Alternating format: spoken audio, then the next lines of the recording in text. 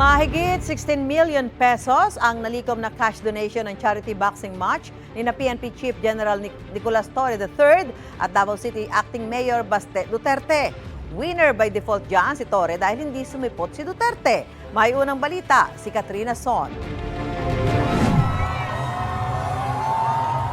Naghiyawan ang mga tao sa Rizal Memorial Coliseum nang lumabas si PNP Chief General Nicolas Torre III. Suot ang kanyang pulang boxing jersey at gloves, handa na para sa boxing match nila ni Davao City Acting Mayor Baste Duterte. Maya-maya, nag-countdown.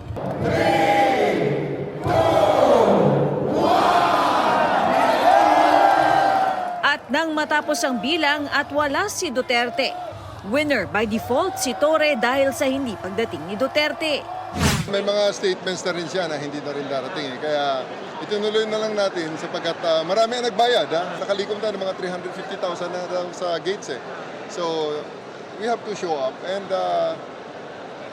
give the people what they expect.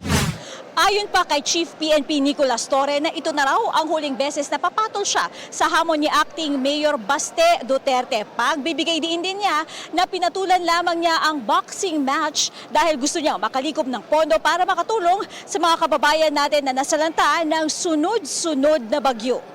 Ayon kay Torre, 16.3 million na cash donation ang nalikom sa event. May donasyon pa raw na isang truck ng mga bigas at delata. Nagbigay rin si boxing champ Manny Pacquiao ng belt para i-auction. Dagdag ni Torre, walaan niya silang nagastos sa event. Matapos niyan ay nagpunta siya sa Baseco para mamigay ng ayuda. Inorganisa ni Torre ang laban matapos ang pahayag na ito ni Duterte noong nakaraang linggo. Kasi matapang ka lang naman, we have the position pero kung suntukan tayo, alam ko makaya bita. Pero sabi ni Duterte sa kanyang bagong podcast, hindi naman kita hinamon, sinabi ko talaga, pag nagsuntukan tayo, bobogbog kita. Nauna nang sinabi ni Duterte na hindi siya makakapunta ngayong linggo dahil may mga gagawin siya. Pwede raw sana siya kung sa Martes o Miyerkules ng susunod na linggo. Sabi ni Torre, hindi raw niya mahihintay ang schedule ni Baste, lalo't marami rin anya siyang trabaho. Manoko mo ako ng isang beses, shame on you. Pag niloko mo ka ng 2 beses, shame on me.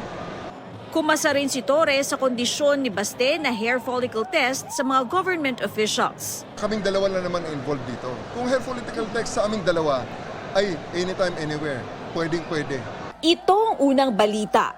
Katrina Son para sa GMA Integrated News. Gusto mo bang mauna sa mga balita? Mag-subscribe na sa GMA Integrated News sa YouTube at tumutok sa unang balita.